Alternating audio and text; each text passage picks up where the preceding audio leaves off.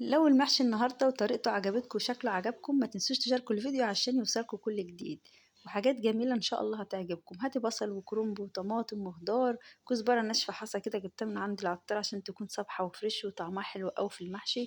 هاتي بقى زيت حطيه على النار كده في حلة، وادي كده الزيت معلقتين طماطم اديلهم صدمة يعمل معاكي صلصة. هاتي البصل في الكبة مع قرنين شطة سبايسي فرميهم، حطيهم على الطماطم كده، وبعدين ملح وفلفل اسود كمون بابريكا، وحطي الكزبرة الناشفة وكل المكونات دي كده مع بعضها سيبها تستوي، وبعد كده حطي عليهم الطماطم هيستووا كده مع بعض.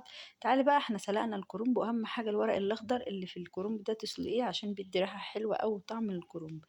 ماشي، وهاتي كزبرة وهاتي شبت كتير حطيه على محشي الكرنب، هو ده اللي بيديله طعم حلو اوي، هو الكزبرة الناشفة. قلبي التسبيكة مع الخضرة مع الرز وكل الكلام ده مع بعضه. هاتي بقى الورق الاخضر كده واحشيه وارميه في الحلة كده من تحت، وبعد كده كملي المحشي بتاعك عليه.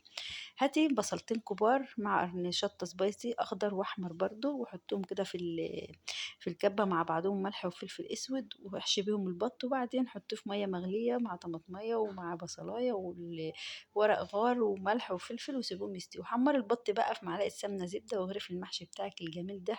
وبصي بقى شايفين، مش عايزة أقولكوا الطعم، وأهم حاجة الزيت بيدي لمعان للمحشي وبيخليله طعم حلو أوي.